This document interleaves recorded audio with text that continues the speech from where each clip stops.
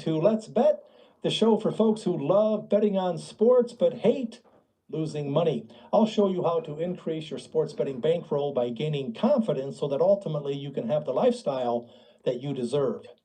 I'm your host, Scott Pritchard, pro bettor, full-time, 31 years, founder of Pritchard'sPicks.com, home of Pritchard's Pick of the Day. Took third place in the Circa Invitational a year ago, was fortunate to be asked back to compete this year, finished a half game out of third place. Golden Nugget contest, last year, sixth place, this year, third place, half game out of second. What's the difference? I'm glad you asked. $15,000. Not happy, but grateful and always humble. I've had some five-star, rock star, superstar guests on this show. What I can do, my guest today can do better. Details to follow. We broadcast live and worldwide each and every Friday from 1 to 1:30 Las Vegas time, on demand on Pritchard'sPicks.com and on your favorite podcast and video distribution platforms. To reach out to us, I would suggest that you email us at letsbet@Pritchard'sPicks.com. That's letsbet@Pritchard'sPicks.com. This week, I mentioned that we've had some five-star, rock star, superstar pro bettors, handicappers to the likes of the legend Jim Feist. A week ago, Jim is going to share with us one of his best bets, added value, no added cost today on Let's Bet. Prior to that, Mike Palm from Circa. Also next week, my guest is Alex White. She won the Last Man Standing contest at Stations a year ago, and she took second place in the Circa Invitational. Dave O'Hara from Hawkeye, pro bettors Chris the Nook, Chris Piper, who won the Circa Survivor. The Crack Man, Bill Krakenberger, has been on this show. Joe D'Amico, and Tony the Great Gordon, who won the Circa Millions. Some real money, boys and girls. He net won over $1 million. But my guest today has done something no one has ever done. He won the Superbook contest not once but twice, and he did it back to back. Are you kidding me?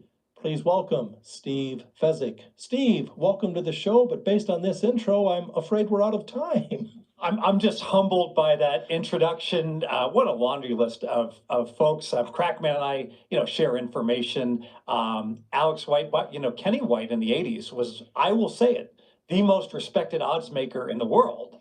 I've been in Vegas forever and was fortunate enough to have a great run of contests, especially 2008, 2009, when I won the South Point a couple times also. And Jeff Madsen was a poker player and he won Player of the Year. And they said, what piece of advice would you give once? And I share this. It's like, be humble, take it all in. You just never know when you're running good, that when you're having lots of success, you're probably doing the hard work, doing the right things, but also running really good on top of it. I like that, because it's one thing to beat the books on a consistent, duplicatable, long-term basis, but to outpick hundreds and or thousands of people, that's a different animal. Yeah, absolutely. And, I remember going back to the early 2000s, I just moved to Vegas, and I talked about all these sports betting contests.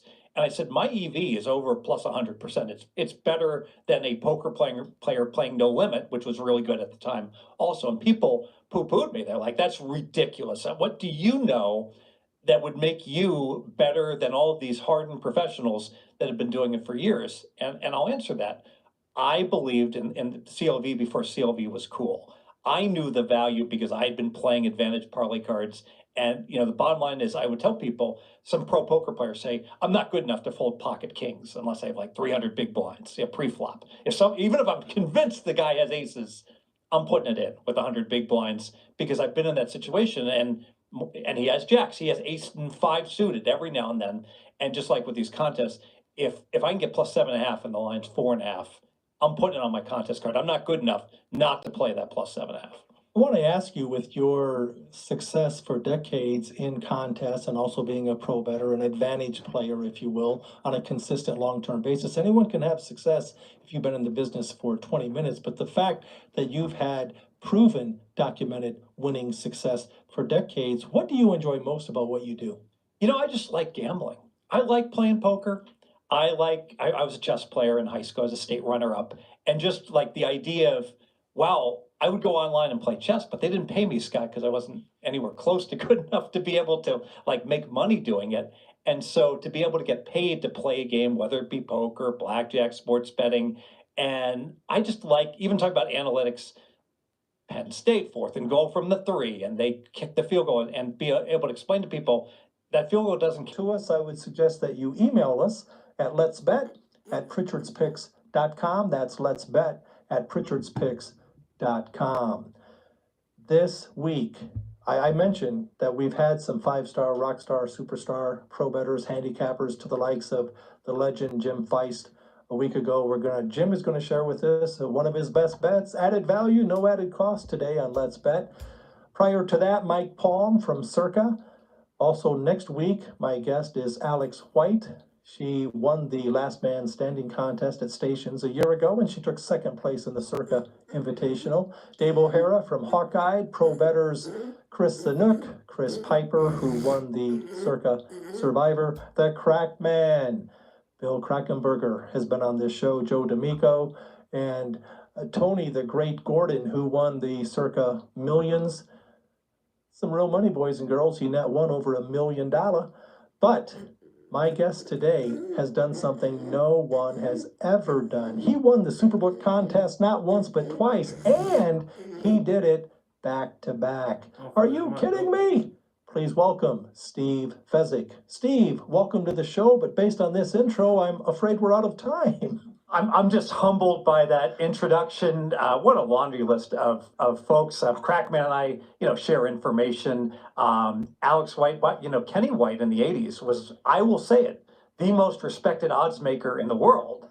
I've been in Vegas forever and was fortunate enough to have a great run of contests, especially 2008, 2009 when I won the South Point a couple times also. Man, I'm gonna show y'all, man. Why not? I'm gonna show y'all the sauce. I ain't gonna do all of that stuff, man.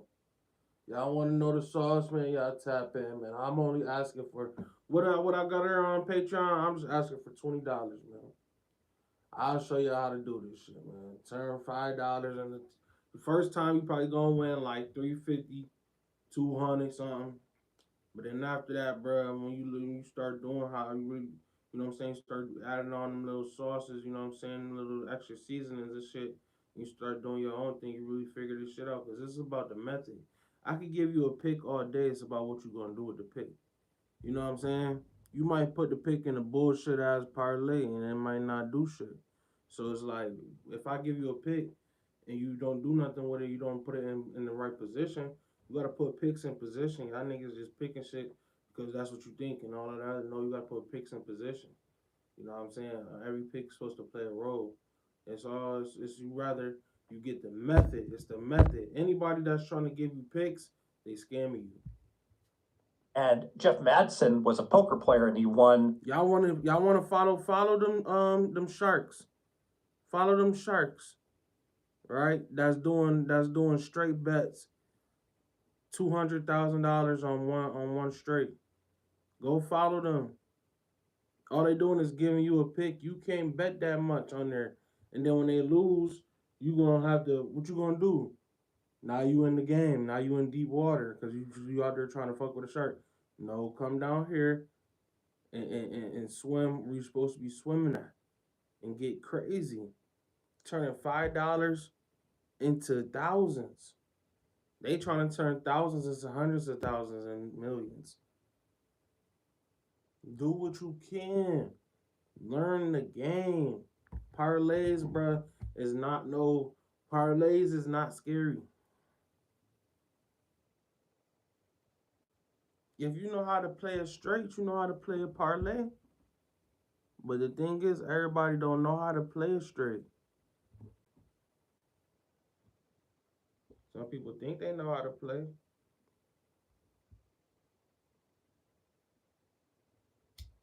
Everybody don't know how to play it straight. If you can play it straight, you can play a parlay.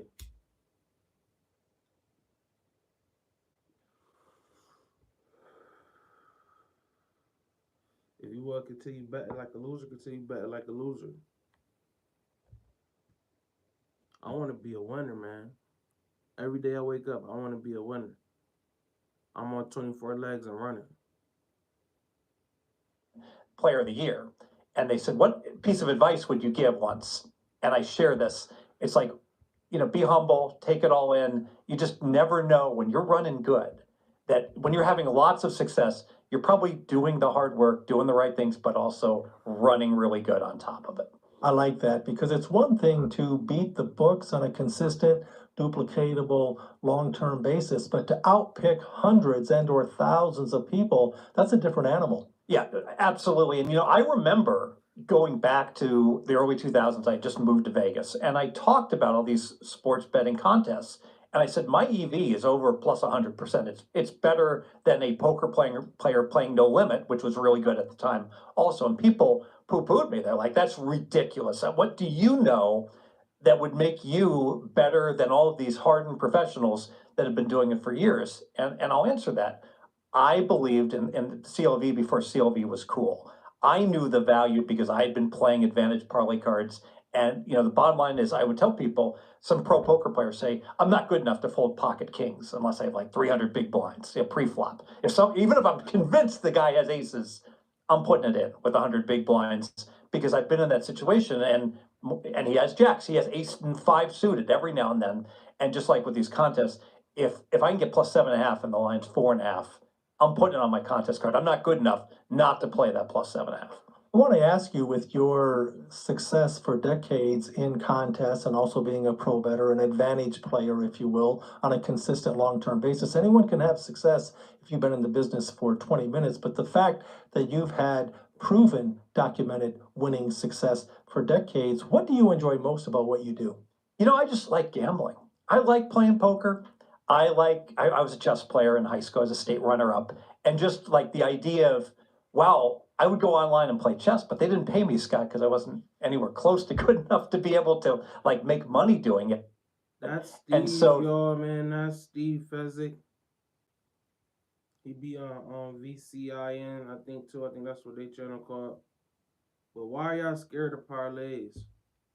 I just hit 24 legs and running, man. 24 legs and running. And that's just parlays. That's not even my straights. Like, y'all want the sauce? Do y'all want to make some money, bro? Because the bookies is getting money every day. The bookies is getting money every day, man.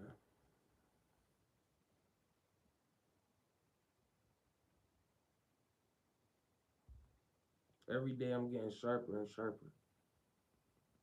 It's getting crazy. Let me show y'all this video. Y'all want some sauce?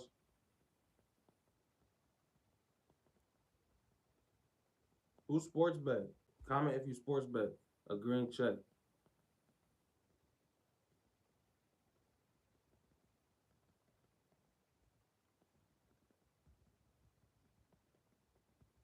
Y'all come get my method. Don't nobody got my method. There's only a couple people that got my method. Steve got my method, and he talk about this kid Todd. He know how to do what I'm doing. This dude Todd, right? He know how to do what I'm doing. Don't nobody know how to do what I'm doing. Y'all looking at y'all follow sharks. Y'all follow sharks and try to swim with them, and you can't swim with them. So it's pointless. What's the point of you betting $100 on a game and winning $100, and then when your team start losing, you get scared and you bet another $100? Like, what's the point of doing that?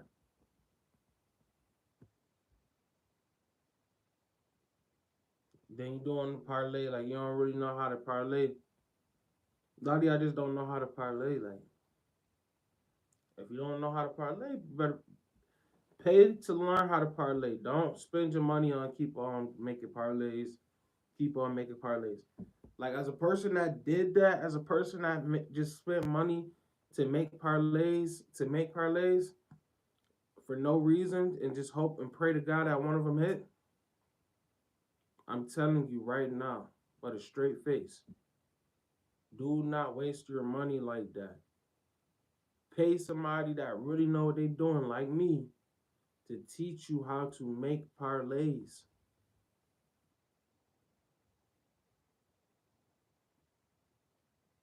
I'm not gonna give you picks every day. I can, but it's useless because my pick could change for anything. I could see a nigga's shoes untied. And I'm all right, and I'm what? I'm glitching everything. I'm getting up out of there. So it's just like I'm trying to tell y'all, man. I want the sauce, bro. I don't care. I'm not a nigga. I'm not a hater. I've been doing this shit. I've been doing this shit for like 3 years now, bro. Like, bro, I'm about to be a pro. Like after this next couple of days, bro, I'm gonna be a pro.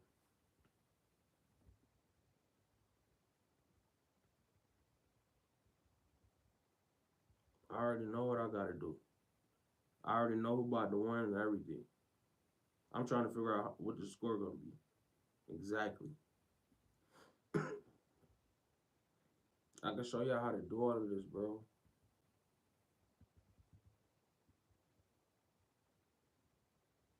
And it's easier than how these niggas get on here. These niggas on the tube, they try to get on here and tell y'all mad wacky shit that you don't even gotta do.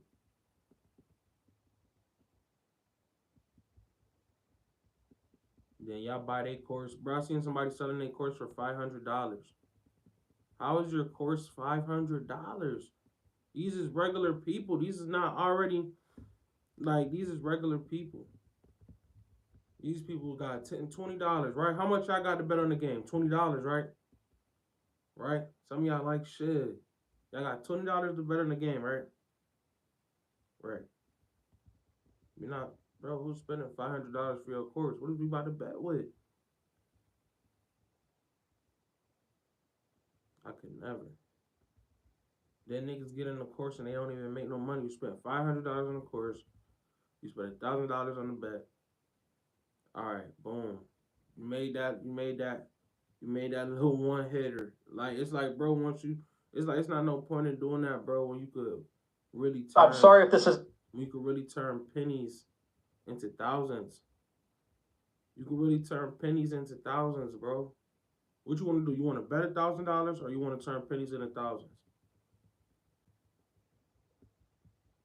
You see this nigga, he's literally showing you this nigga hit 24 legs back to back in 2 days. He's showing you like, yeah, this is what you could do. And he do it a lot. He show you he did this bunch of times. Why would you not buy his course? Because you just late to the game. You want to watch, what you want to watch? Ben Mankevo? Ben Mankevo just now getting in this shit, bro. He been on the game was how it was getting, bro. He heard. And he got on to it. Everybody onto this shit except you. You don't want to be the only one that don't know how to do this shit, bro. Because that's how I was like 4 years ago, 5 years ago. I didn't know how to do this shit. Niggas was saying all types of money line overs and unders. And I'm like, bro, it sounds like they speaking a whole different language. I thought, bro, I just now got this shit down pat, I want to say about 6 months ago. In another year, I'll be a pro. And I'm telling you, it's getting faster though. So I like three. Every night I clutch up and I get crazy into my mode where it's just like it's getting crazy, y'all. It's getting crazy. And y'all been on this journey with me. You know what I'm saying? I appreciate everybody. And I'm just saying it's getting crazy, y'all. Y'all gotta tap in with me. Tap in. Tap in. Tap in. Tap in, man. Success for decades. What do you enjoy most about what you do? You know, I just like gambling. I like playing poker. Hold on, let me roll up real quick. I was a chess player in high school as a state runner-up. And just like the idea of, wow, I would go online and play chess, but they didn't pay me, Scott, because I wasn't anywhere close to good enough to be able to like make money doing it. And so to be able to get paid to play a game, whether it be poker, blackjack, sports betting, and I just like, even talking about analytics, Penn State, 4th and goal from the 3, and they kick the field goal and be able to explain to people, that field goal doesn't count as 3 points. It only counts as 1.5. And they're like, how does the field goal count 1.5? And I explained, because if you take a knee and you just give the ball to your opponent on the 3 yard line, that's kind of worth about 1.5 points. Nerd. So it shows how worthless kicking a field goal is when you get inside the 5 yard line. I think one of the reasons you and I have connected is because I'm a numbers guy, math guy, finance guy. To me, the bottom line is the bottom line. But I want to talk about your background because you're obviously highly educated. We know this based on how you speak and how the kind of success that you've had in life, not only in sports betting, but in life in general. But because I know you had, I think you majored in statistics at Northwestern. Yeah, so actually, yeah, stats and industrial engineering. And the irony is that, like, my best friend's a chemical engineer, and he was like so much smarter than I was. And in my family, I'm the dummy. My sister, who's a school teacher, very successful school teacher, but she's like her SAT scores, are styling. She has the same math as me, but her verbal is off the charts good. And my brother is just a genius computer programmer, and my son is so much smarter than I. I'm the dummy in the family. My mom and my dad were both. My mom was a finance professor, and my dad was a chemical engineer. My goodness. Well, yeah, I know your son is 13 years old, and you said he's a whiz. He just got a 5 on his AP calculus test. Outstanding. 13. Outstanding. That is unbelievable. That's So I proud can of him. tell. Yeah, I can tell you're Crazy, proud of it dog. as well. You should be, my friend. And he's a brown belt in karate. So if Wow. anyone picks on him, he probably can take care of business. Remind me not to upset him. So it's nice you have your own personal built-in bodyguard as well. Well, he's only 5'4" and 113 pounds. So we'll take it with a grain of salt. Looks can be deceiving, though, right? He's gonna be a beast. I want to ask you, because I've learned in life, Steve, that people that are very successful and at the pinnacle of their careers, oftentimes, if we could go back, oftentimes, if you're really good at something that I know I speak personally, that I went from one of the world's worst to one of the world's best because, life is a great teacher and success leaves clues. I'm a slow learner. The good news is I learn. My question for you is, what do you... He went to life school. That's where I went. That's where I graduated from, y'all. I graduated from life school. So do y'all want to go to life school or do y'all want to go to private school like Steve? Private school, you can pay me $19. That's your tuition, and I'm gonna teach you how to do this shit, and I'm gonna teach you the method. You don't gotta get no picks and be there with me all day and talking about picks and all of that shit and being a nerd. You don't gotta do that. All you gotta do is get the method. When you get the method, you're gonna take the method and apply it every day, and it's gonna work out. You can even tap in with me like, yeah, match your picks up with mine. Is this according to the method? This is what I got, type shit.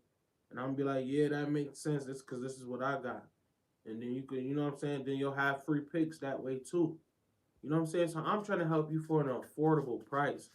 These sharks on here, they just want y'all money, and then they gonna throw some picks at you. And they probably not even taking the picks. They probably not even with that pick like that.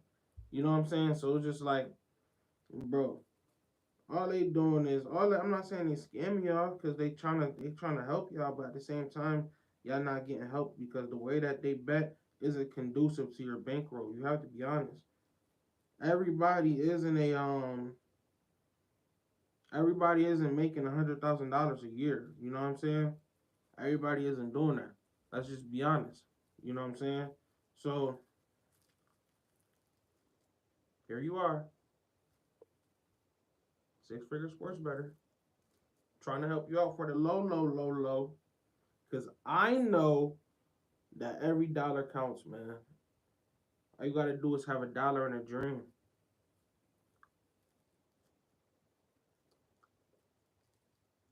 But it don't gotta be like that. Just take your time and make sense. Be mathematically correct.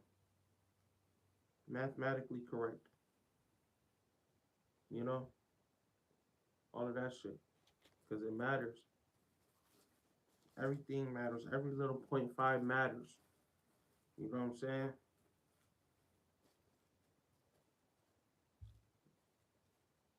And there's an edge. There's always an edge.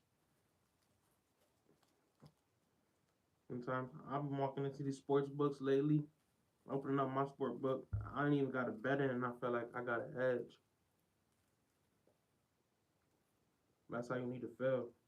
I didn't even put a bet in today. I feel like I got an edge. I know what's about to happen. All of that.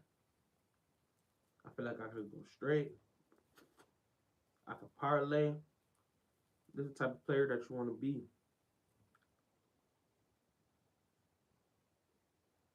You know what I'm saying? I want to see everybody win. Because they all winning. You know what I'm saying? If you catch my drift. You know? I'm not against nobody. I'm just saying. I want to be one of the best. I remember a couple years ago, niggas used to say this shit is fake. Ain't nothing about this shit fake. This is real life. This is a whole living. It's more than some of the people, all the people that say this is fake. This is way more than what they make.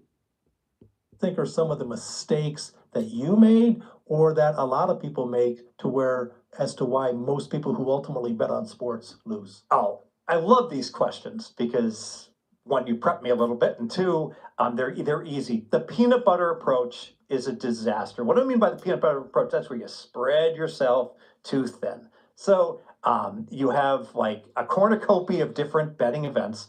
Let's analyze all of them. Let's bet college basketball. There's only 330 teams. I can cover them all, right?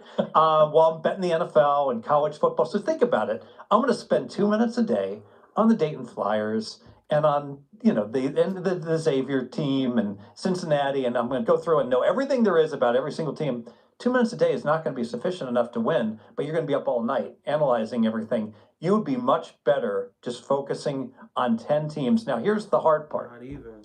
Which 10 teams to focus on? Because if I just focus on Monmouth or a team like that, yes, I'll know more than anyone else, but it might be hard to get all the information. So I think probably focus on a bigger conference where the information is more readily available and really live, breathe, and eat those teams. Probably one conference, a major conference, makes the most sense. So you feel to departmentalize or to compartmentalize, less is more kind of mentality. I've read that find a niche, get rich, it rhymes, when in essence it's find a niche and get rich. I like first half, I like second half. I mean, sides, totals, money lines. They play the Star Spangled Banner every single day. Ultimately, I have action every single day.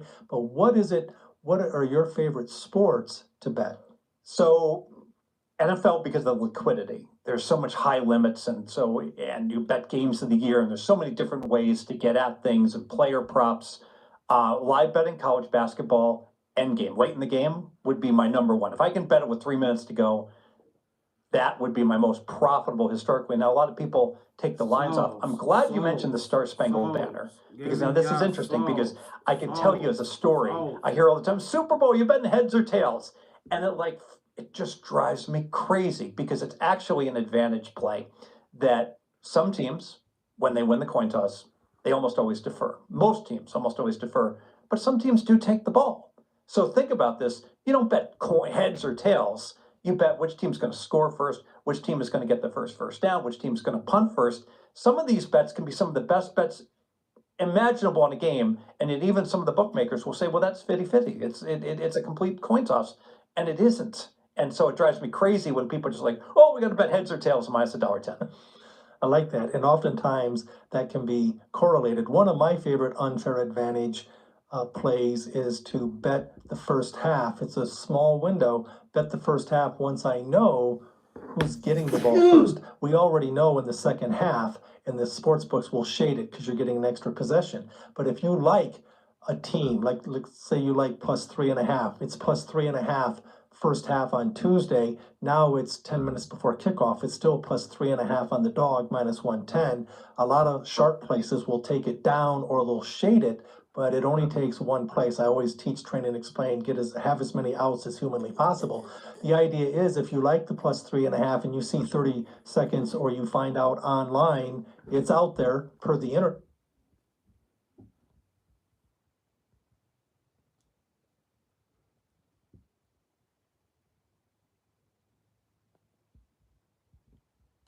This is what makes a good better. What makes a good better by Steve Fezzi. You want to just be recreational? We were talking about personality traits of. And shout out to VSIN. I'm trying to be the greatest ever. I want to be recreational. The fuck off my channel. who's a pro and a great guy and was a part of the weight loss challenge with you. Of course, you can hear him on the numbers game with Gil. But Wishnev was kind of lamenting the fact that he's a compulsive person. He went from 194 pounds. Now he's back up close to 300 pounds. So he was talking about compulsion being an issue for him. And that's a characteristic I would imagine you've seen amongst other professional sports bettors. Yeah, you want to be Mr. Spock, ideally. You want to just be an alien and just shrug it off. Oh, use an example. I screamed at one of the guys I was betting with, like Purdue lost. And we had a big bet on Purdue against Fairleigh Dickinson, all right? So we lose our shirts. We remember. And yeah, Purdue! I gotta take the next Hold 24 on. Purdue! They said we can't talk about y'all. I seen the commercial. They said don't talk about the kids because they're trying their best. And what lame motherfucker bets on games and makes fun of college athletes after losing the game of their lives? How low are you to make fun of a Division I athlete? I seen the commercial. All I'm gonna say is Purdue. Y'all got some fans, man. I know Houston was gonna get it done. Usman with them 6 threes. Oh my God! He's Them a boys compulsive was person. hooping, He went man. from, They deserve that 194 one. pounds. Now he's back up close to Houston, 300 pounds. they So he was deserve talking that about one. compulsion being an issue for him. And that's a characteristic I would imagine you've seen amongst other professional sports bettors. Yeah, you want to be Mr. Spock. This from ideally. last You want year, to just though, be an y'all. alien Purdue and choked just last shrug year. it off. Oh, use an example. I screamed at one of the guys I was betting with, like Purdue lost. And we had a big bet on Purdue against Fairleigh Dickinson, all right? So we lose our shirts. We remember. And yeah, and he's like, I gotta take the next like 24 hours off, and I'm screaming at him. I was like, what do you mean you gotta take the next 24? It's the NCAA tournament. You're in donk land. Get your butt back Focus. over. Focus. Get back over to Treasure Island and start betting their lines that are being set because there's no pros there because their limits aren't that high. You know, you get the idea. Yes. So you wrote down a few. Give me a couple other qualities that you find are similar amongst professional bettors, and maybe some that you would say equal not necessarily a great professional. It helps to be good at math. It certainly does. Before you start talking about math, y'all, when you are sports betting, bro, you see how he just said that dude, he just be like, man, I'm done for 24 hours. It's like because he got knocked out by the bookie. When you're fighting the bookie, you always keep your hands up. You got to use your jab. You're going to win a fight with the bookie off your jab if it's strong enough.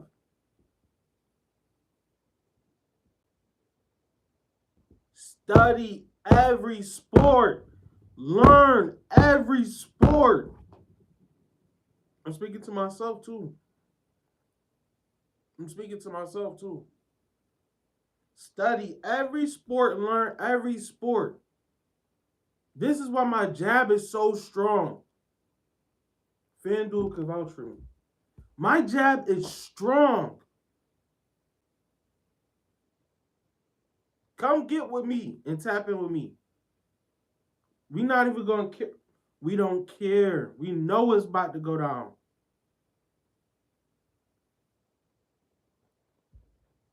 Programmer. It all depends whether you're going to be a bottom up or a top down handicapper. Also, by a bottom up, you're doing everything yourself, where you're like programming and coming up with power ratings and what the line should be, and that it helps to be a computer programmer and like a math genius. He just said, all right, that's what I am, middler, with a little bit of originator. They know it's true. Come tap in with me. If you're a top-down guy and you're just doing things like getting Dr. Bob's picks or Right Angle Sports picks and immediately betting it, it's much better to be an operations guy, an organized guy, and a guy with a whole bunch of outs and just being organized and very That's not me. That's them sharks that y'all want to bet with. They're putting $10,000 on picks. They're betting $100,000 every day. By the time you get the pick that you paying $500 for, that pick is trash. It don't even mean nothing no more. They're on a whole other pick. Now the game started. Now you trying to go run in there. That shit gone now because you're doing a player prop like a dummy. You going in there and that shit not even available no more. You trying to follow some shark and bet on LeBron James.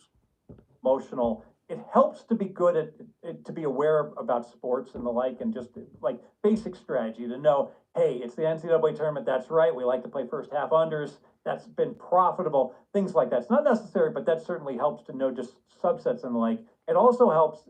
Sometimes we get in a big rush, and it's like, oh my God, C-Mac's out! Quick, bet it. Well, someone who doesn't know who CMAC is probably can't do much with that, you know. Whereas if you have a basic knowledge of the players that move the needle, then you can be quicker to the draw when all of a sudden ESPN reports something, and that's certainly an advantage. But the problem with those guys is they love sports. So guess what sports bettors do? They like to get their beer and watch the game in a sports book and watch all the games at once and be comfortable. If they're at home, they like to be in their den or in their man cave watching all the games, not sitting at their desk in front of their computer ready to make bets. So at some point, if you love sports so much, you want to watch end games also, which is incredibly wasteful. Just to like watch the end of a Laker game, you can't make bets anymore live. You should be moving on to making other bets. But you often say, I can't name a This player is on sports that team. betting church right now. He just got on you. He just got on you recreational's head top. Y'all are fans. And I'm just using that as an example, said team. And you'll say it doesn't matter. Because are you saying that oftentimes if a sports bettor is overly fervent as far as his fandom, it can be a negative? Yes, and people get too caught up. Although I like what Dustin did, talking about Hart being more important than the market is giving him credit, because he doesn't move the needle if he's out, but he should, and that's where a bettor can have the advantage if he has that intimate knowledge team and a player who might be more valuable for that team than what the marketplace knows. So that's extremely valuable, but it's certainly not necessary. So like Bill Crackman, very successful bettor. He would really struggle to name more than like 20 players in the NFL, I think. You know, it's interesting. You always hear people say, I don't bet on my team. My general response is, I'm sorry, I missed you at the last owners meeting. And, you know, I don't get it. Like, Oh you man, oh man. No, Joe. that's just factual and actual. I don't bet on my team. Give me a break. And you know what? The team that you quote unquote is your team, you should know better than anybody else. Yeah, you should be So able to you be should actually be objective. able to bet on them or bet against them in so many situational spots. That's so much more advantageous. Guys get, and this is more, I know there's women that do it too, but guys are terrible at this, that they get so emotionally invested in a team that they'd be like, oh, my Blackhawks lost. I'm going to be depressed all weekend. Hey, yo, if any of the game watching this on replay or live, bro, don't I be telling y'all when the Lakers about to lose or do some stupid shit, and we be in it, bro, we was just in the chat, and I was like, yep, the Nuggets about to beat us. Y'all like, no, we about to beat the Lakers. I told you.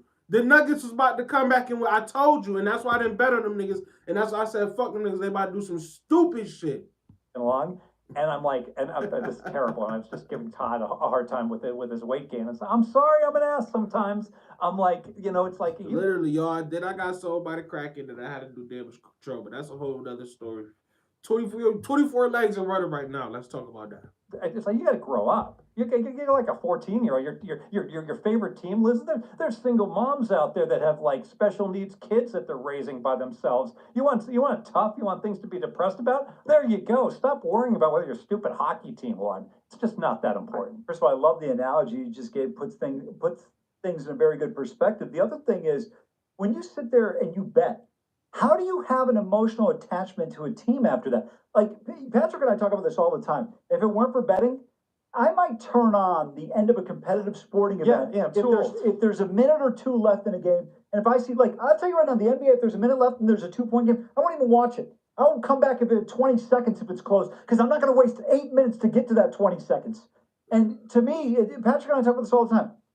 I don't get it. Like, what if you're betting on sports after a while? You're like, who cares? I have no interest in the game. You've turned the corner when you've got to bet on the Hawaii game and it's halftime and it's midnight. And you're like, yeah, I'm going to sleep. I'll look up the score when I wake up. Let's bring up Wishnev's critique of you in 2 minutes. He said maybe a little too fastidious about numbers, meaning if you're missing out on a nickel on a game, you'll freak out. And my response would be, Steve's a math guy, so numbers matter more than anything to him. Yeah, well, your Golden State -1 looks like it's a good wager right now. but you could have gotten Pick'em. Why didn't you get Pick'em? Because I'm Patrick Meyer and I'm like I have to prep for my shows. Yeah. And I'm a popular guy and I'm out and about, you know, Yeah, I got people to see.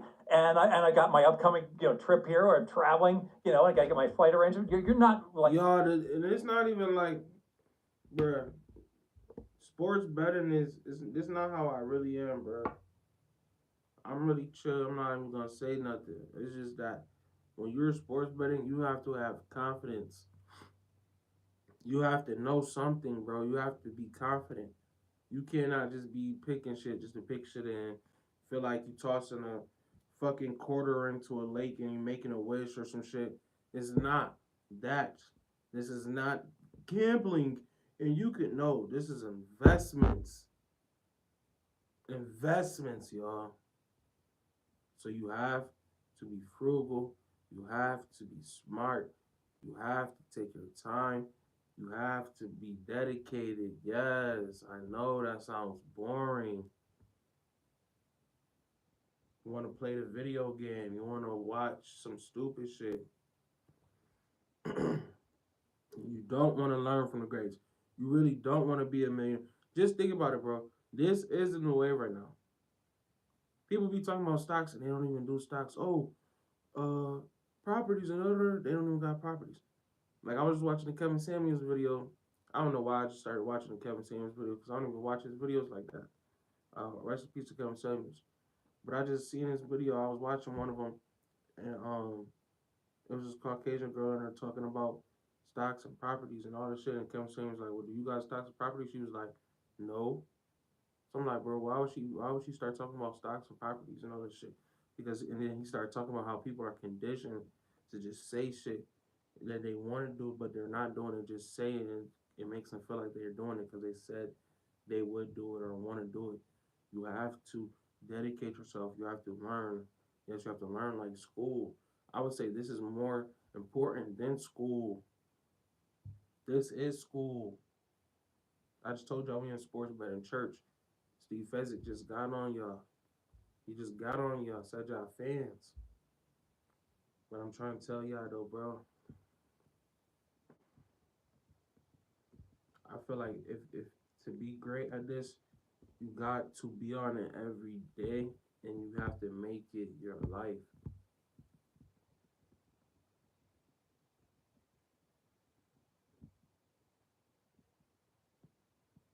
This Billy Walters, he considered one of the greats. He's in the Hall of Fame. He said how to make money or millions betting on sports. Joe Rogan podcast. Bro, I'm not listening to nobody. I'm not watching videos of people and reacting to videos of people just doing like dumb shit, bro. Like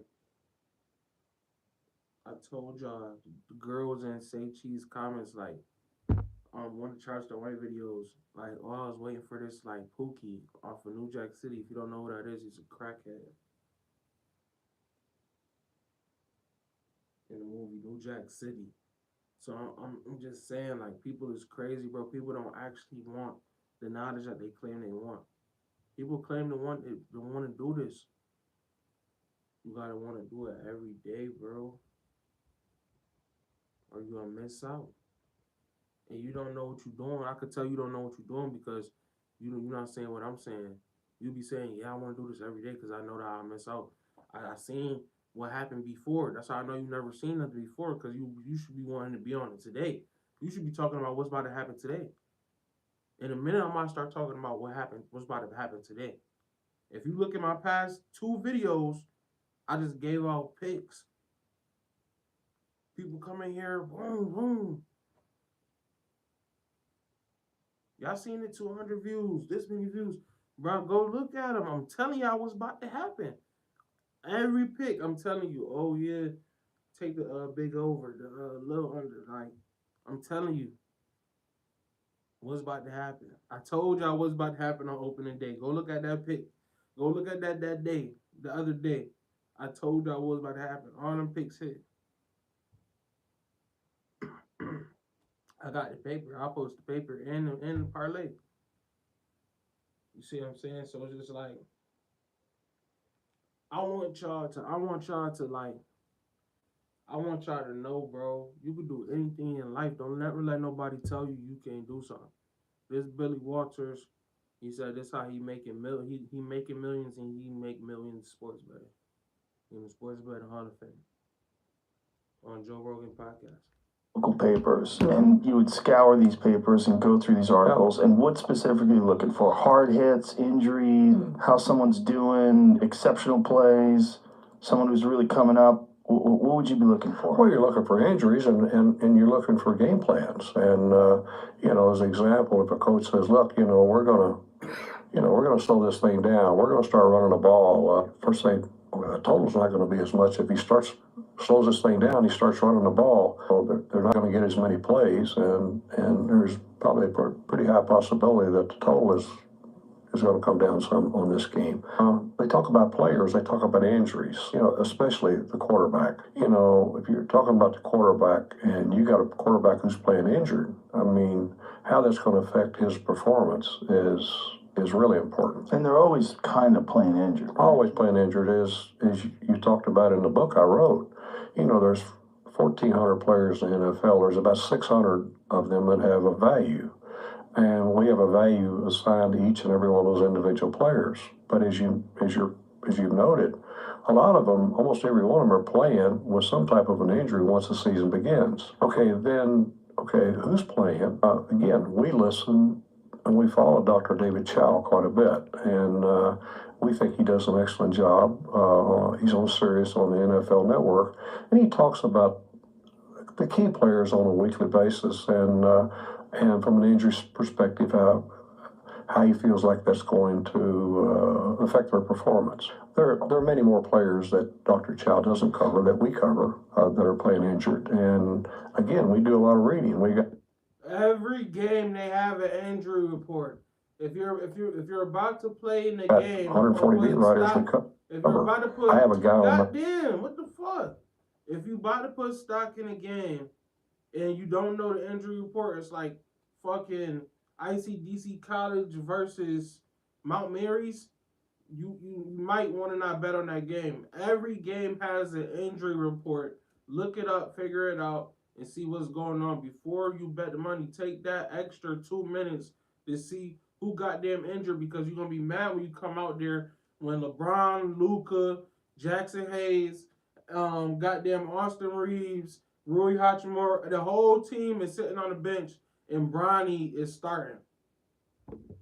A team, he's a qualitative guy. He's not a computer guy, right?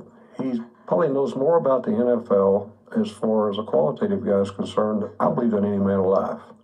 Okay. So what do you mean by that, a qualitative guy? Well, okay. The 1,400 players, he knows who they are. Okay. He knows he knows their positions. He knows what the value of those players are as far as we're concerned. He knows how to adjust their value based upon their injury. And after we get the medical information, we'll figure out how we feel like their performance is going to be affected against that particular opponent that week. And then if a player's worth 1.5 points, we may downgrade him. He's only worth 3/4 of a point, or he may be worth a point. If a guy's out, okay, well, we got a backup. We know the value of the guy's out. What's a backup worth? Okay, backup could be worth 0. He could be worth, 0.5 point, and he's replacing a guy that's a 1.5 guy. So we have to downgrade the priority and by a point that week. And the other thing with this qualitative guy, he watches every NFL game. He grades every play. Okay, how many times have you watched a football game and you'll see the score? Well, it wasn't indicative at all of what the score should have been.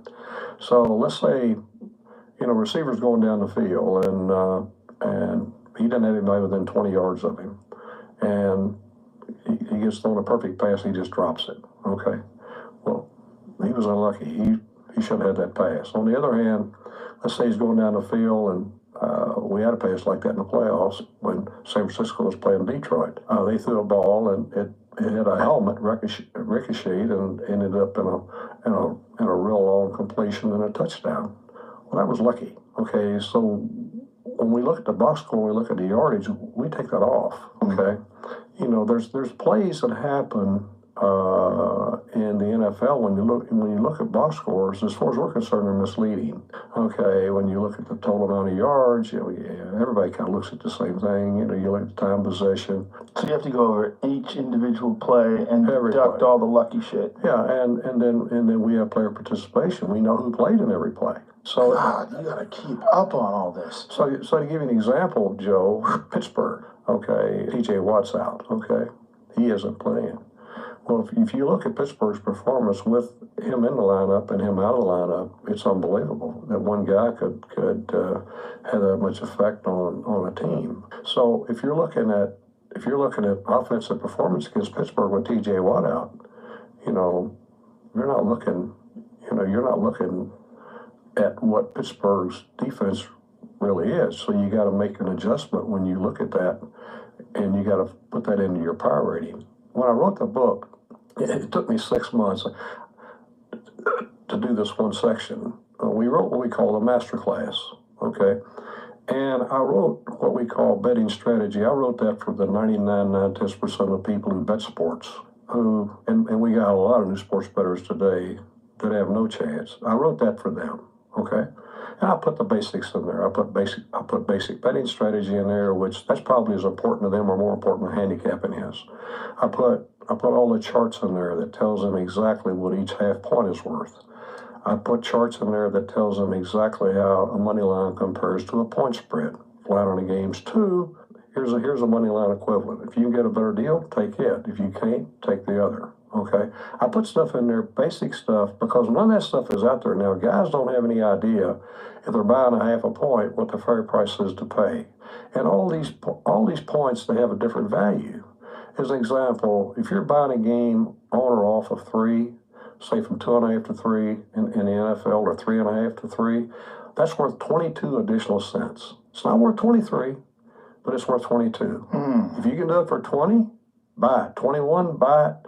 If you feel like it's going to be a low-scoring game and you can buy it for 22, or you might, whatever, buy it. But if it's 23, you're better off taking the 2.5. But people don't know that, Joe. Okay, what's the value of 2? Well, the value of 2 is much less than it is 3. The value of 2 is only worth 6 cents, where 3 is worth 23. The different numbers have different values. So I put those charts in there for the guy that I pointed out to. I also put another section in there. We'll call it kind of the advanced section. And that section, I try to write in such a manner to where I felt like, people could understand it. And that's the guy or the lady who wants to become a serious handicapper. And I explained in there exactly, 100%, Joe, exactly how I do everything, okay? This book was written at the end of the NFL season, not this year, but last year. It came out in August. Everything that I know about sports betting and handicapping is in that book. I would not have sold that information 10 years ago for $20 million, and I never had any intention of ever writing this book and putting that in there. But I'm 77. It's my legacy. I see all these new people out there betting sports, and they're doing it in states now where it's legal. I'm proud of that. I'm glad that sports has come around to that, but also I still have, there's a lot of things I'm apprehensive about also. But anyway, so I wrote this. That was one of the reasons I wrote the book. But in those 2 sections, if you want to be Billy Walters and you want to be a handicapper, and I don't care what sport it is, I use the NFL as a model, but this model is the same model that for every sport, whether it be you're betting on golf, or you're betting on the NASCAR, or you're betting on soccer or baseball. It's the same principle. That's the way they all work.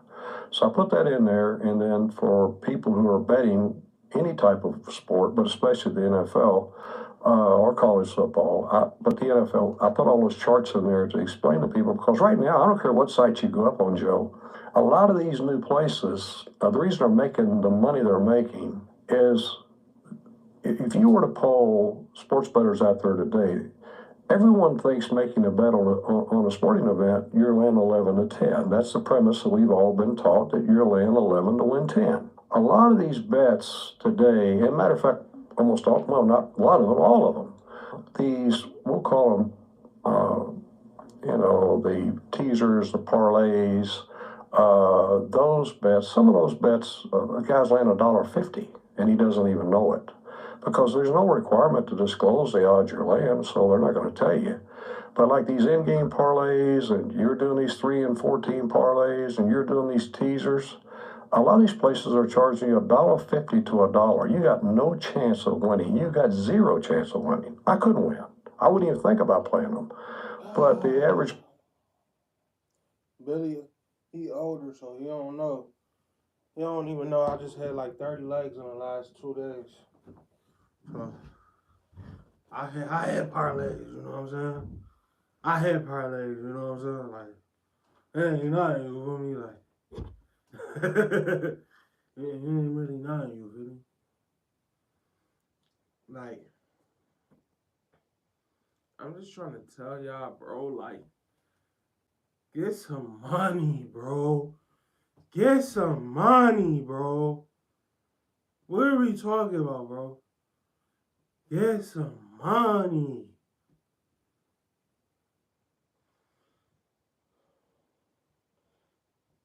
The Rams and the Vikings. Work out.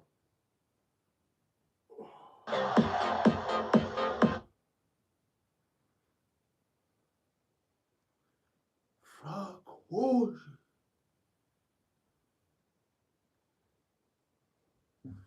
Yo, who hit that like button and leaving, you heard? The Rams and the Vikings. Ain't no leaving. Close that door. Matter of fact, close that door. Who leaving my live, man? Close that door. I'm about to turn into Marvin Sapp. Close that door.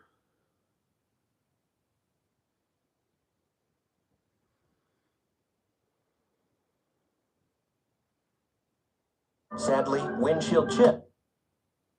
Oh, that's what we was about to go watch. My fault, y'all.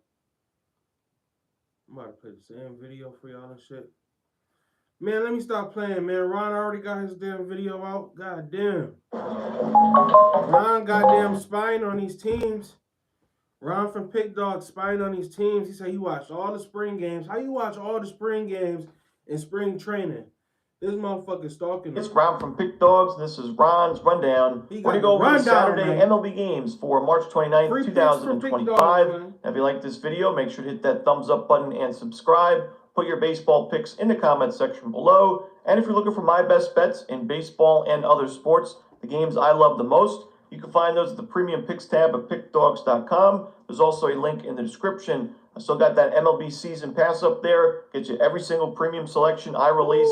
Money lines, totals, player props in the regular season and postseason. Already off to a profitable start to the season. So let's keep it going and crush the books in 2025 in Major League Baseball. Yes, sir. Alrighty, here we go. Here are the games for Saturday in baseball. Yes, sirski. First up, it's the Milwaukee Brewers and the New York Yankees. We got Nestor Cortez making his Brewers debut, facing his former team in this one. All right, y'all. All right. What, the Yankees won the first one?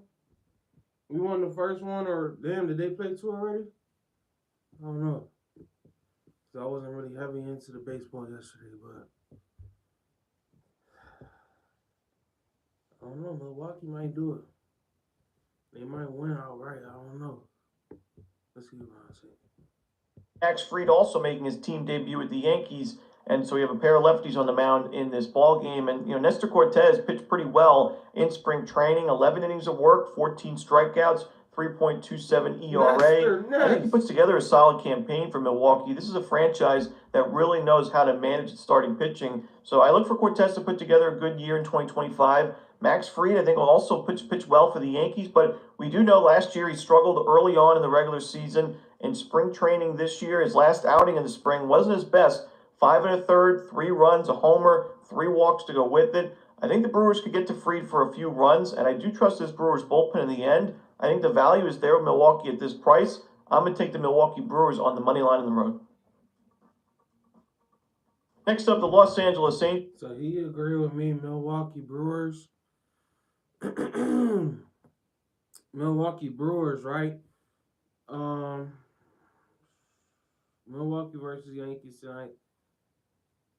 What I would do is I would take the line, try to catch them with a plus number Milwaukee Brewers. Angels taking on the Chicago White Sox. Jose Soriano and Jonathan Cannon are your starters. The Angels were a big letdown on Thursday as they were a big favorite in that game over these White Sox, yet lost the game 8-1. It's never a good sign when you have a position player in Nicky Lopez pitching in the first game of the season for the Halos, but I do think they bounce back here. I still think the White Sox will be historically bad in 2025, and I like the Angels to win this game and potentially cover the run line as well. Jose Soriano is a starter I really liked in 2024, and in spring training, I like the fact that not only did he get a lot of work, but he also had a lot of strikeouts. He's missing a lot of bats in the spring. He does give up some sharp contact here and there. Sometimes his control can be a little bit of an issue. We did see the walks pile up a bit in spring, 18 innings, 9 walks, but he was still the much better option in spring compared to Jonathan Cannon, who really struggled. And I think if he would have pitched a little bit better, he probably would have got the opening day start for Chicago. They were expecting that. But in the month of March in spring training action, 9 1/3 innings, 6 strikeouts, so not really missing a lot of bats, 4 home runs, 11 earned runs, 18 base hits, just not going to get it done. I think the Angels back up Soriano. I think they win this game, get their revenge. I'm going to lay the 1.5 runs on the run line with the Halos. Next up, we have the Minnesota Twins taking on the St. Louis Cardinals. For Angels, Chicago White Sox, take a low over, y'all. Like the lowest over you could get. We're going to see Joe Ryan for Minnesota, Eric Fetty for the Cardinals. Now, on opening day, the Twins were kind of behind the 8 ball early on, finding themselves in a 4-0 deficit early, but they were able to battle back a little bit in that game, make it interesting in the final few innings. And I think that the Twins' biggest advantage in this series, and what's going to probably be one of the bigger advantages in most series, is their bullpen. I think it's one of the best in the league. So if this is a close game late, I really like Minnesota's chances to find the W. I think Joe Ryan will pitch pretty well in this game. I don't think it's going to be a spotless outing. We rarely see that from Joe Ryan, but he is a good starting pitching option. He misses a lot of bats.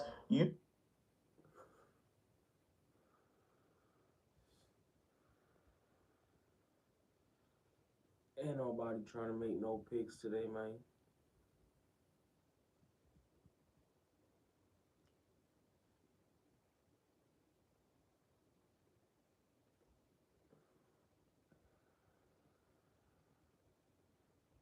Ain't nobody trying to make no picks. Y'all not trying to make no money.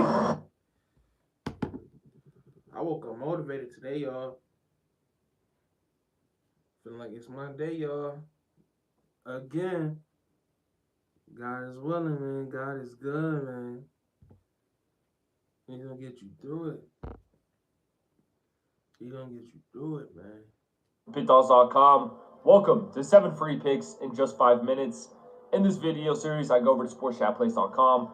I click on the betting tools tab and I pick out 7 free plays from over there. I went hard. I went money on them. I went money line.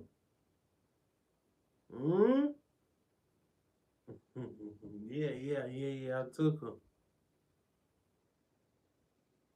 No sweat.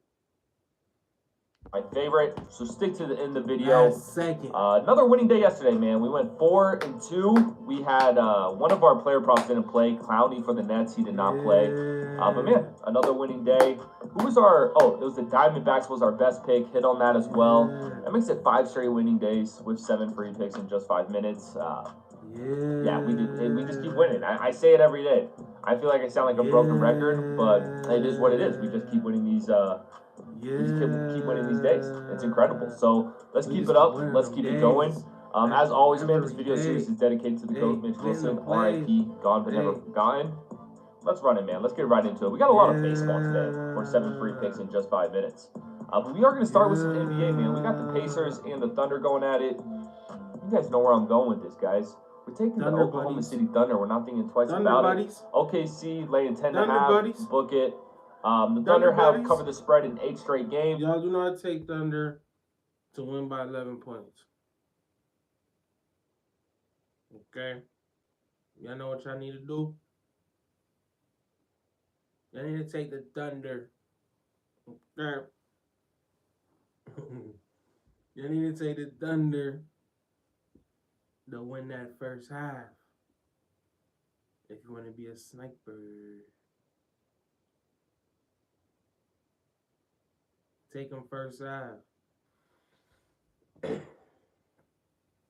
Don't never ever say I didn't do nothing for y'all. They're gonna do it again. That's what they do. It's the OKC Thunder. They just cover spreads for us. Next up, we're looking at this matchup between the Phillies versus the Nationals. Betting tools say take the Nationals plus the 1.5. Take them on the run line. The Phillies have failed to cover the run line as favorites in 8 straight games dating back to last year after a win. I like this matchup for the Nationals. I really do. We got my man Jake Irvin on the mound for the Nationals. He had a solid season last year. I think he has a decent season this year. I really like the top of that Nationals lineup as well. I think they get. Then you got Washington Nationals. Phillies at the Nationals tonight. Philly at the Nationals. Hit. I think it's Luzardo. Is it Jesus Luzardo? Yeah, Jesus. Are looking at this matchup between the Athletics and the. Sorry, no, we're not. We're looking at this matchup between the Pirates and the Marlins. Betting tools say take the Nerfy. The Nerfy has hit in the Pirates' last 7 games as road favorites against the National League. I like this Nerfy a lot. Before I get to the 4th pick, like I said, all So far he took the Nationals plus 1.5. He took OKC to win by 11 points to 10.5. And then he took these picks are from our betting tool. Jake Irvin on the mound for the Nationals. He had a solid season last year. I think he has a decent season this year. I really like the top of that Nationals lineup as well. I think they get hit. I think it's Luzardo. Is it Jesus Luzardo? Yeah, Jesus Luzardo's first start for the Phillies. Give me the Nats. Next up, we are looking at this matchup between the Athletics and the. Sorry, no, we're not. We're looking at this matchup between the Pirates and the Marlins. Betting tools say take the Nerfy. The Nerfy has hit in the Pirates' last 7 games as road favorites against the National League. I like this Nerfy a lot. Nerfy is no run first inning, which is no run first inning 0.5. It is negative minus 125.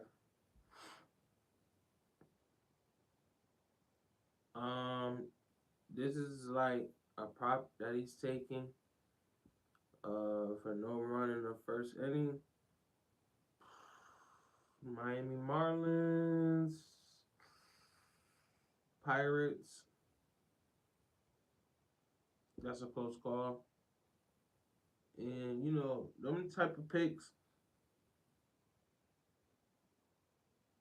I mean, those kind of picks, I feel like those kind of picks are like a drug.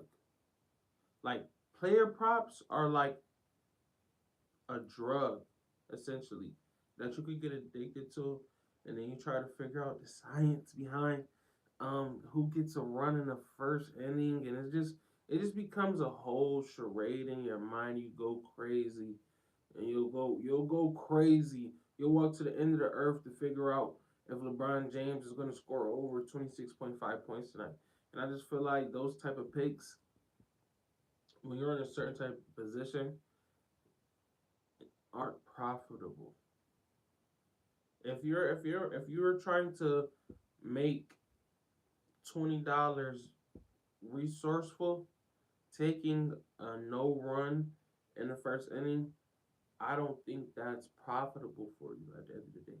It's a good pick if you know what I'm saying, for sure, and you've done it before, and you're fine with the loss.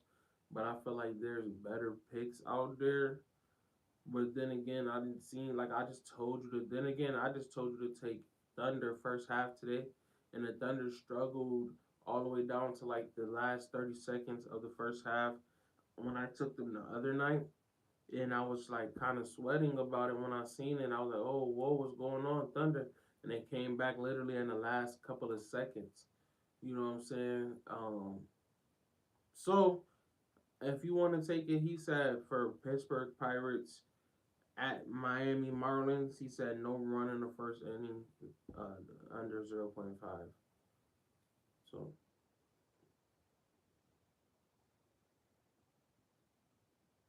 it's crazy out here, though, man. They trying to get Aaron Rodgers to go to the Steelers. Is that what they saying? Let's see, stump the spread. You insane. Stump the spread. What you talking about? Stump the spread. With a full slate of NBA action here on Saturday, March 29th. We're going to break down every NBA game tonight and take a look at both of the college basketball games on the slate. We're going to be looking at bets on the side and over-under, and make sure you're checking that pinned comment throughout the day to see if there are any changes as injury news and player availability is confirmed. Yesterday, not a great day out there, guys. Still trying to figure things out in the early goings of the MLB season. Also took a horrendous bad beat. We had Michigan State -3.5. No, sirree. I should post my parlay from yesterday. Cause I walked these niggas down. This is what everybody had. Michigan over 3.5.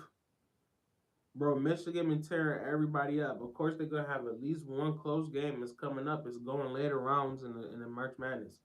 Why would you take them over 3.5? Show some respect. So he missed 3.5, and I'm not making fun of you, Stump the Spread, because you know what I'm saying? You go in your own right, you know what I'm saying? You out here, handling business like everybody else. But I'm just saying, that's what everybody took, gang. Then you took Michigan versus Auburn over 153.5 because it's like Michigan got shooters. You know what I'm saying? They're going to get the work. You know what I'm saying? They got the bigs too. So they're going to get offensive rebounds. Auburn is going to be Auburn and shoot threes. No, sirree, Bob. Auburn controlled that game like everybody knew Auburn would. I'm lucky Michigan stuck around in a real way. Red Sox. No, sirree, Bob. Red Sox can only win so many games. They're going to win the next one, though. Y'all could book it. Red Sox will get their next game, but not that game for the money line. But he hit Padres. And that's where you probably doubled up. Salute the Stump the Spread, man. Anybody give us a rundown, man. They were up 6 as time expired, but we saw that late three-pointer there just casually rattle in after going just straight off the brick. So, yeah, unfortunately, we lose there by the hook. We had the over in that Michigan-Auburn game. That didn't quite come through. The teams could not throw in the ocean in the early goings. We had the Red Sox -115, and despite having the same number of hits, they end up taking a sizable loss there, but a day saver there at the end of the day. We had the Padres -125, and they come through with a comfortable win. So obviously 1-3, another pretty rough day out there. So we're going to try and get back on track here, guys. Hit that like button if we can get this video to 1,000 likes. We're giving away a Stump the Spread hoodie to one random commenter, and subscribe to the channel if you're new. We're less than 50 subscribers away from that 50K mark, and we'll be giving away a free hoodie for that, hopefully on this video. So get in there in the comments so you can get in that giveaway, and subscribe to the channel if you're new so you have a chance to win. If you're a huge fan of what we're doing here every single day, sign up for a channel membership by clicking the little join button right below the video. Channel members get exclusive early access to all of my videos and get their names up on screen in every single video, just like right now. But more importantly, you get access to our monthly members only giveaways. We are giving away a Stump the Spread hoodie to one random channel member in early April. If we get to 80 channel members, we'll do 2 giveaways next month. And guys, we are rolling for a new giveaway in tomorrow's video. So definitely get in there. If you want to become a channel member, you're going to have a chance to win a hoodie tomorrow, because we weren't able to get into contact with the guy who won the hoodie for this month. All of our videos are sponsored by StumpTheSpread.com. Click the link in the description to go over there and see the top confidence picks from our entire team of experienced cappers. Right now, our premium members are getting daily college basketball, NBA, NHL, and UFC picks. And Major League Baseball, guys, is going strong here right out of the gate. At StumpTheSpread.com, you'll have access to our exclusive free picks, free to use bet size calculators, and our premium top confidence picks, which might not always match what you see here in the video. Also, guys, you need to get over there and sign up for our free email newsletter, which will give you free picks straight to your inbox. Man, tap in. Y'all gotta lock in with somebody, you know what I'm saying? I'm saying you mess with me, you're gonna get the best value, because I'm gonna give you the method for the parlay. He not parlaying. I'm gonna give you the parlay method, man. Keep in mind, guys, this is kind of an afternoon game. It's a 4 p.m. tip here Central Standard Time. The Kings come into this game fresh off a much-needed 128-107 win there over the Portland Trail Blazers. Sacramento not necessarily having the smoothest sailing here, and this is a team that needs to be winning games. They're currently in the 9 seed, but they're only 3-7 over their last 10. They are only, a half game up on the Dallas Mavericks, who are in the 10 seed right now, 1 game up on the Phoenix Suns. So all right, y'all. We got Sacramento Kings at the Orlando Magic, and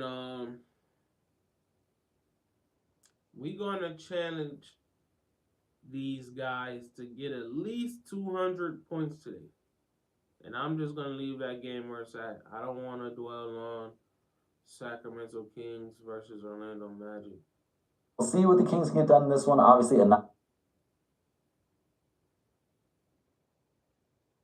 He took the Kings to win by more than 1. So if you want That's let us down pretty aggressively there against the Clippers. Thought they could keep things competitive. I just know that the Brooklyn Nets aren't going to lose to Washington Wizards by more than 12 points. The Brooklyn Nets are going to find a way to lose this game. Yes. The Brooklyn Nets are going to find a way to lose this game, or they're going to go over 200 points. They're going to go over 210, 205. But I just know the Brooklyn Nets shouldn't be losing to the Washington Wizards by more than 12. I don't know if Cam Johnson all them playing, so let me listen to Stomach Spread. Maybe even to single digits, but they end up getting blown out by 32. So thanks a lot, guys. They gave up 31 points to Kawhi, who has been playing amazing, but it was a really bad night out there for the Nets. They couldn't shoot the ball from distance. They did a decent job on the boards. I will give them credit for that, but yeah, their starting lineup just nobody made more. Or I guess Keon Johnson did make 3 threes in the game, but other than that, it was terrible.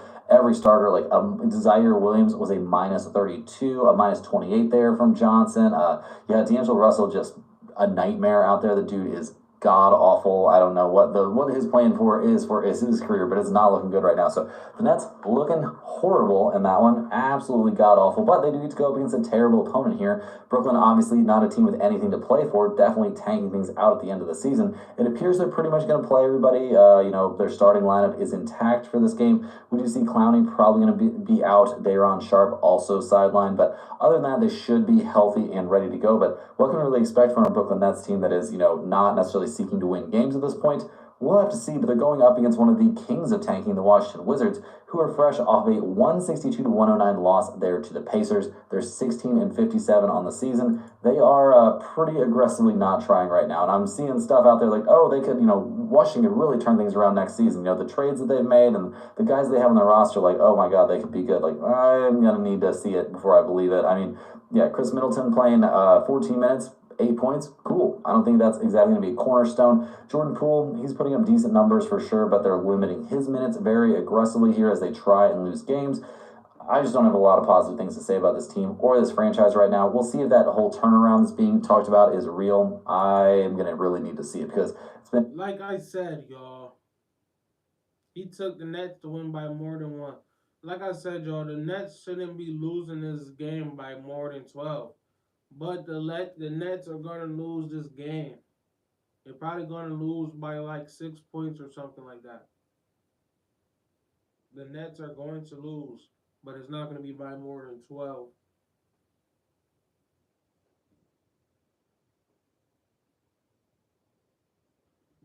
Heat versus 76ers. 76ers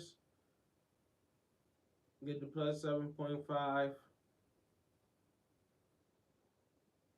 Damn. The Heat just been running through everybody. Right? I say take the Heat first half. What Stump the Spread said?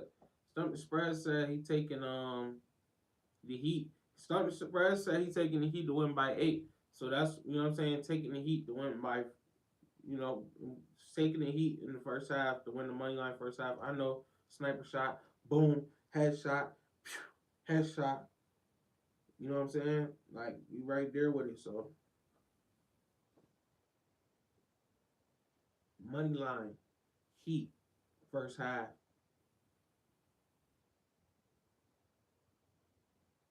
Come on, let's go. Miami Heat, don't play with them boys. But as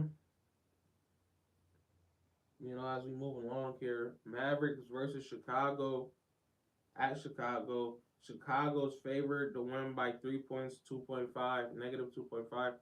Um,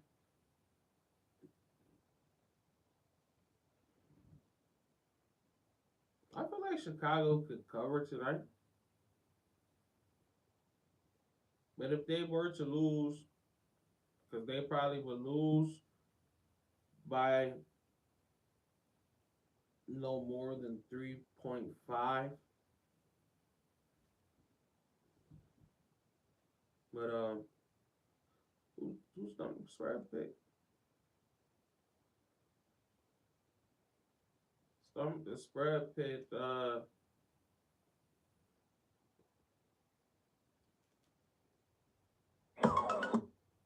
They ain't show who stumped the spread pick. We about to see who stumped the spread pick.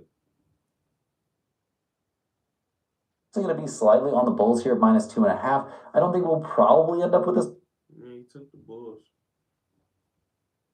So he's taking the Bulls to cover. I said that, plus 3.5, Lakers versus Memphis. And the Lakers, so goddamn trash. Memphis is being favored to win by 3. Ooh, we.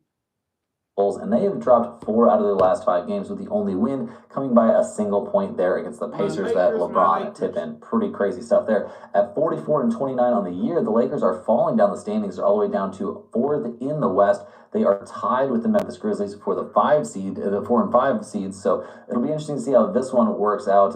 Things are getting messy for the Lakers, who are only 4 and 6 over their last 10 games.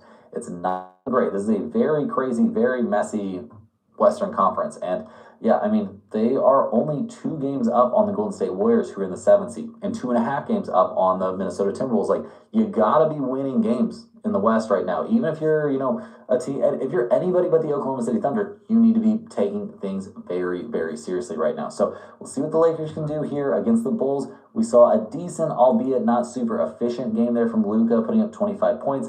LeBron, 0 of 5 from 3, 8 of 20 from the field in general. He did have 12 assists, so not a terrible night necessarily, but he was a -10. And everybody in the starting lineup there for the Lakers put up a negative plus-minus. Even Austin Reeves, who had a very nice night. 37 minutes, 30 points, 3 assists, but 7 of 7 from the free throw line, 3 of 9 from 3, and 10 of 17 from the field in general. So not a bad night from him. It was actually the bench that was putting up the positive plus-minus numbers, which is a little bit shocking, except for you're going against the Bulls. I guess it's not that big of a shock, but nobody off the bench scored in double figures. The Bulls shot only 29, or the Lakers shot only 29% from 3. They got out-rebounded in this game. Like, you just can't have that against a team like the Chicago Bulls. These are where your easy wins are supposed to come from if you're the Lakers. And I know the Bulls are playing better, but you're supposed to be the Lakers, guys. You got LeBron and Luka. You're supposed to figure it out, and they just could not really make it happen. So we'll see what they can do here. Looking at their injury report, we see Austin Reeves on there, which it's literally, these niggas play so hard because they playing against my Lakers. They hate me and they hate the Lakers, y'all.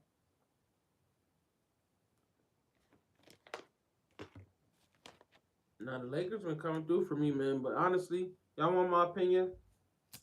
The Lakers gonna win tonight, man. They're gonna win tonight, y'all. We know this. LeBron not letting us go out like that, man. I didn't even have the Lakers. I would have been so mad, if I had took the Lakers money line and Josh Giddey hit that damn shot. I would have been tight. I would have went crazy. And in best terms for YouTube, I would have went crazy. Y'all got to see. I might post Gilbert Arenas' reaction, because I don't think they got it on here. They put Gilbert Arenas. He went crazy. They was like, it's the reason the layup. He did it. And then Josh Diddy hit that shot. Whacking. That boy whole body shut down because I think he had money on the Lakers. He had to have money on the Lakers for his whole body to shut down like that. I know what that look mean. That mean I just lost a boatload. That boy whole body shut down when he seen that shot going. He did that. I just lost a boatload. Look, y'all seen that video? I'm gonna post it. Get able to read this. Funny as hell. When Josh Diddy hit that shot, he was like that nigga whole body shut down. That nigga was just staring at the screen like he was in Get Out. Looking like a bigger and bigger deal for this team as he continues to look as like one of their better players. He's dealing with an ankle issue. He's questionable for this game. I would be pretty shocked, if I'm going to be honest, to see him sit this game out. I think we see Austin Reeves probably suited up and play in this one, but we'll see. Obviously, it's not 100%. They are going to need him. It feels like, although they're going up against a team in a very, very odd situation, guys.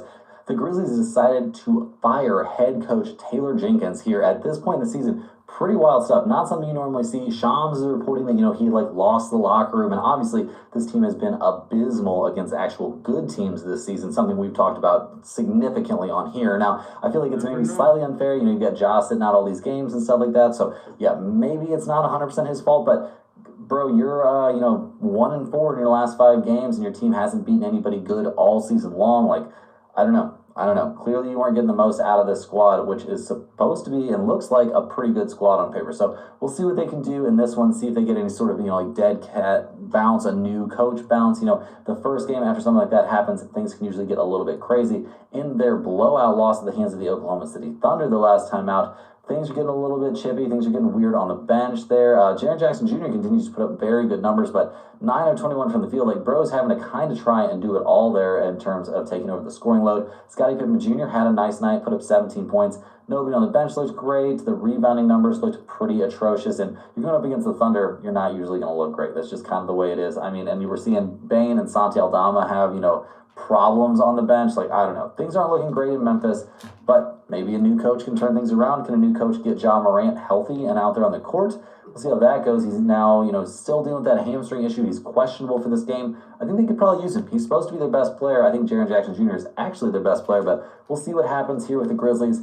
I'm concerned about this team. It's not looking so hot at the moment, but the odds makers like Memphis. They're -2 in this game. We've got a total of 237. The Lakers 15, 19, and 2 against spread on the road, 13, 14, and 1 against spread after a loss. Memphis 19 and 17 against spread at home, 17 and 11 against spread after a loss. They're a pretty good team after a loss.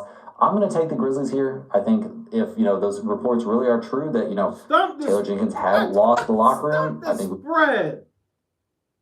Stop the spread. Dog, what is you? Stop the spread. So you gonna take the Grizzlies. The Grizzlies not better than Chicago. And we is hanging with Chicago. Playing a good game with them. Why would you take the Grizzlies, stump the spread, to win by 2? The Lakers not losing this game by more than 6.5 points. The Lakers not losing this game. Hit, hit, wink, wink, nudge, nudge. They not. They're not losing this game by more than 6.5 points. They giving you the points. They saying it's cheap. So you don't want it because it's cheap? I don't understand. You don't want it because it's cheap, and that's not what they said. And they must know what they talking about. And we got to listen to the facts and the stats and the Lakers out of yada, yada, Lakers. Nobody wants to get burnt by the Lakers. This is why you get every other game. The Lakers play good. I'm on track with the Lakers right now. Okay, I want to bullshit tonight. Okay, cool, bullshit. I know what to do. Okay, cool. I'm coming back. I'm not going to money line unless I really feel like I could win. Like, listen, I really feel they can win. I'll money line, but I'm not. I'm going to take the points. Come on, man.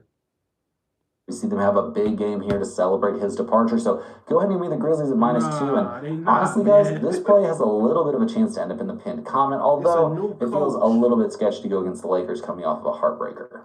Next on the docket, we're looking at the Indiana Pacers going on the road to take on the Oklahoma City Thunder. The Pacers come into this game playing great. They haven't had the toughest schedule recently, but they've won, what is it now, 6 out of their last 7 or 5 out of their last 6. And at 43-30 on the year, they're sitting right now in the 4 seed. And probably a team that'd be pretty stoked to have home court in the first round. They've now got a game and a half cushion over the Pistons. They're 8-2 over their last 10 games. Like, things are clicking right now for Indiana. Obviously blowing out the Wizards by almost 60. I'm not going to really celebrate too much about that, but they should have won that game against the Lakers. They handily, took down the Timberwolves a couple times during this stretch. And yeah, this team, kind of everything's coming together. We're seeing, Halliburton play well. We're seeing Siakam continue to play well. Like, things are pretty much all clicking for this team at the moment, and they're healthy. Also, that's a huge, huge deal at this point in the season. Mathurin is probably going to miss this game. He is officially out due to left calf soreness. But other than that, they've got all their starters are ready to go. Like, you got Siakam, you got Halliburton out there. Nembhard's played well. Neesmith's played well. Miles Turner's had his moments. Obi Toppin coming off the bench has had some insane moments this season. I think TJ McConnell coming off the pine is also drastically undervalued. So just a ton of stuff to like about the Pacers right now. Now they are about to be tested, and that's a pretty severe test here as they go on the road to take on the Oklahoma City Thunder, who come into this game absolutely cruising, guys. They've won 8 in a row, and this is a team that doesn't have to win any more games, really. I mean, they're 61-12. They're 13 and a half games up on the Houston Rockets. No damn they've reason, taken fucking care of up business here, but they just continue to reel off wins. I know SGA is on his, MVP campaign, and that's a big deal, but this team, you got to make it into the playoffs healthy, and I guess that doesn't really look like a problem because they don't have to exert themselves too much to get these wins. Like, a 21-point win over the Grizzlies their last time out felt pretty chill. SGA putting up 37 points, only 7 of those coming from the free throw line, so all the stuff about him being a free throw merchant, it feels a little bit overblown to me. At least sometimes it does, maybe sometimes it doesn't. Every time he's falling for stop the spread, you're falling into the narrative game where they say, oh, look, we didn't do it this time. We didn't call this time. No, it doesn't matter anymore. You're only it's performative. This is why the games are rigged, how they're getting rigged. Stop falling in. Listen, the OKC's not going to win by 11 points tonight, y'all. OKC might lose tonight. OKC might lose tonight, y'all. It's a nothing burger game for them. It doesn't matter what OKC does against the Pacers. OKC is not trying to get a look from the Pacers because they know the Pacers ain't making it out the East. So they devalue the Pacers. They think the Pacers ain't shit. The Pacers are gonna come out, and the Pacers, y'all, you want to know the hot take for tonight? The Pacers win tonight. Jalen Williams, staying out there, staying healthy is obviously a big deal. That's very helpful. Having Hartenstein and Chet available all the time, it makes this team really, really solid. And really the only major big guy I feel like you have to worry about if you're the Thunder is somebody like Jokic. So you're not going to be super surprised to see me not have a lot of negative things to say about the Oklahoma City Thunder right now. I mean, obviously, one of the best teams in the NBA. In terms of their injury report, they're pretty healthy. We do see Caruso on there, Aaron Wiggins on there as well, Jalen Williams, but I mean, this team, we're not too worried about that. Caruso, questionable with that back issue. Aaron Wiggins, who's been a monster coming off the bench, dealing with that Achilles, he's out for this game. But yeah, overall, I think we can feel pretty comfortable about the overall health here of the Oklahoma City Thunder. And the odds makers sure do. They are 10.5-point favorites. We've got a total here of 239.5. The Pacers, 17-21 against spread on the road, 16-25-1 against spread after a win. That's a little bit concerning. Oklahoma City, guys, 23-11-2 against spread at home. Pacers win tonight. That's your hot, spicy take for today. Against who? OKC, the Thunder buddies. And I know I said earlier, plus something. But now I'm thinking about it. Nah, man. I just seen the Thunder almost sell my first half. They got holes in their game that I feel like the Pacers might be able to exploit. And then when they put the gas on them, the Thunder don't have to come back. The Thunder, like I said, I'm thinking about it. The Thunder don't have anything to prove against the Pacers, man. You're not gonna overexert your players to get your players hurt. Come on, man. Everybody has size over. Let's just take this game. Fuck it. ton of dudes that could hang with him in the entire league. I think Dort can make life very, very tough there for Halliburton, and so can SGA. And overall, like, there's just plenty of options for really any matchup that you could want to find here for the Thunder. So I think they come out, I think they get the job done here at home, and I think they do it comfortably. Next up, guys, we're looking at the Boston Celtics going on the road to take on the San Antonio Spurs. The Celtics come to this game 54-19 on the season. They're cruising now, kind of getting back on track, winning their last 7 in a row. And yeah, I don't think they're looking back, guys. They won by 30 points there at Phoenix their last time out. They just continue this road trip, which has looked very, very good. I mean, blowout win after blowout win after blowout win. Like, this team has not taken their foot off the gas at all. They just continue to reel off these wins, and it's not mattering right now. Like, it used to matter. If the Celtics were coming off a win, it was time to fade them. Well, that has not been the case here. They're improving that against the spread after a win number drastically here. I mean, in their game against the Phoenix Suns, a team desperate for wins,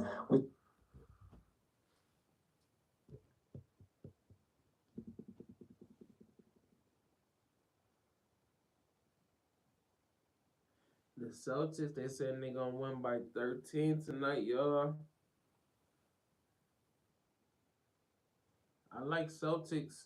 If you could take a Celtics alternate for plus for the first half, try to get it. The Celtics will control the first half. They will. The Spurs, they've been playing pretty good, but this is the Celtics, and the Celtics got a point to prove. They seem like they always got a chip on their shoulder amongst each other. It seems like amongst each other on the team, they trying to outshine each other and show each other that I'm better than you. It's obvious between Jason, Jalen, and now Pritchard, and Derek White. So I think the Celtics just get it done tonight and just get us up out of here as the Celtics in the first half. Saw Porzingis go off for 30 points on a very efficient shooting day. Good numbers there from Jaylen Brown. Tatum not even playing in this game, with that hurt ankle, and it did not matter. 11 points off the bench for Sam Hauser. Pritchard actually had a bad game off the bench, scoring only 7 points, but the Celtics shot 22 of 52 from the three-point line, and they did a very good job on the boards, out-rebounding Phoenix by 10. Like, this team went healthy, still.